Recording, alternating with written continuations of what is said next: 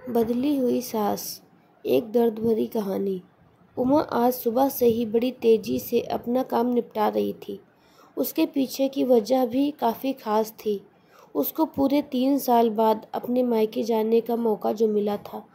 काम करते वक्त वह काफ़ी रिलैक्स थी, क्योंकि सासू माँ ने उससे कहा था कि कुछ दिनों तक दीपा, जो कि उसकी ननद थी, नहीं आने वाली है। उसकी यह एक ननद 100 के बराबर थी। उमा शादी करके जब घर आई थी, तब दीपा को अपनी बहन की तरह प्यार करती थी, क्योंकि उसे खुद की कोई बहन नहीं थी। लेकिन कुछ ही हफ्तों में ही उसे पता चल गया था उसकी ननद किसी जेलर से कम नहीं है। हालांकि दीपा का ब्याह हो चुका था, लेकिन उसे अपने ससुराल वालों की किसी भी प्रकार की चिंता नहीं थी। उसे जब भी जी करता था वह अपने मायके चली आती और मायके वालों पर अपना हुक्म चलाती, खासकर अपनी भाभी पर। वही डिसाइड करती थी कि वहाँ पर क्या खाना पकेगा, कोई घूमने जाएगा कि या नहीं, या जाएगा तो कहाँ जाएगा।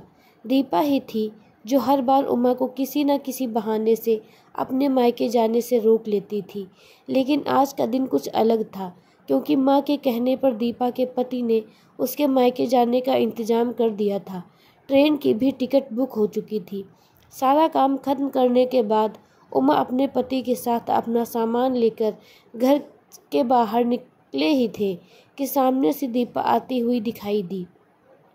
दीपा, जिसके मुंह पर बड़ी सी स्माइल और आंखों में चमक थी, वहीं दूसरी तरफ उमा की आंखों में उसको देखकर पानी आ गया था, जो बस आंसू के रूप में छलकना बाकी था।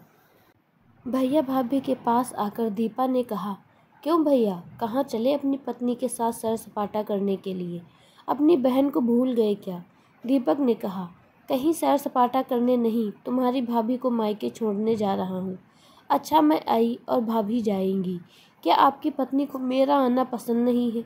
दीपा ने भाई भाभी को टोंट मारते हुए कहा। मन में उदासी और आंखों में नमी लिए उमा पलटकर घर के अंदर जाने लगी, क्योंकि उसने मान लिया था कि इस बार भी दीपा की वजह से उसके मायके जाना कैंसिल हो जाएगा। लेकिन तभी सामने से उसकी सास आई और बोली, तुम दोनों अभी तक रेलवे स्टेशन नहीं गए? क्या गाड़ी के पीछे दौड़ते हुए जाओगे? दीपा बीच में टपकते हुए बोली, यह क्या कह रही हो माँ? मैं आई हूँ और आप भाभी को मायके भेज रही हो? क्या अब आपको मैं इतनी खटकने लगी हूँ? माँ ने दीपा को डांटते हुए कहा, तेरा क्या है बेटा, तेरे लिए मायका थोड़ी ही है। यह तो तेरे लिए एक प्रवास स्थल है, जहाँ तू जब जी चाहे अपने ससुराल में बोरियत महसूस करे आ जाती है। लेकिन वह बेचारी ऐसा नहीं करती, बल्कि वह तो जब जाना चाहिए तब भी अपने मायके नहीं जा पाती। इसीलिए उसका अभी मायके जाना बहुत ज़रूरी है।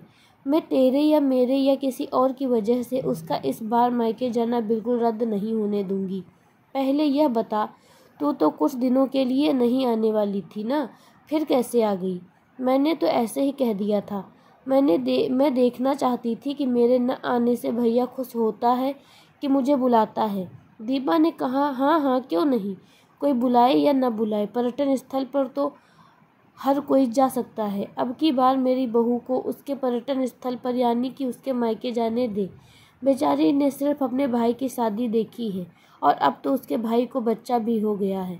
उसका मुंह तक नहीं देखा उसने। उसे भी अपने हिस्से का सुख भोगने दे। माँ ने दीपा को फटकारते हुए उमा की साइड लेते हुए कहा। अपनी सास के मुंह से अपने लिए ऐसे शब्द सुनकर उमा की आंखें छलक गईं। उसने अपनी सास को गले से लगा लिया। सास ने कहा, बहुत हो गया प्यार, जल्दी जाओ वरना ट्रेन छूट जाएगी। अपनी माँ का बदला हुआ रूप देखकर दीपा बहुत हैरान थी। उसे यकीन नहीं हो रहा था कि यह वही माँ है जो उसका हर कहा मानती थी और हमेशा उसका पक्ष लेती थी, चाहे बहू सही हो या गलत। वही माँ अपने मन में अपनी उस दोस्त को धन्यवाद दे रही थी, जो कुछ दिनों पहले उसके घर आई थी और कुछ दिन रही थी और जाते जाते उसकी आंखें खोल गई थी। सहेली ने उन्हें बताया था कि वह अपनी बेटी का मोह छोड़ दे, वरना अपने बहू और बेटे के मन में अपनी इज्जत खो देगी। बिना सोचे समझे, बिना अच्छे बुरे का विचार किए हर फैसला सिर्फ अपनी बेटी के हिसाब से लेना सही नहीं है। रेलवे स्टेशन पर ट्रेन के डिब्बे में बैठी उमा के चेहरे पर एक बहुत प्यारी मुस्कान थी, जिसे देखकर दीपक को महसूस हुआ कि यह वह प्यारी मुस्कान है जिसे उसने 3 सालों से नहीं देखी थी।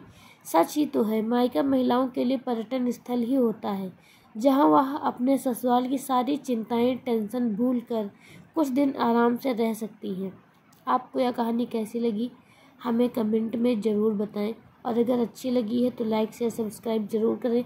मिलते हैं अपनी अगली कहानी में।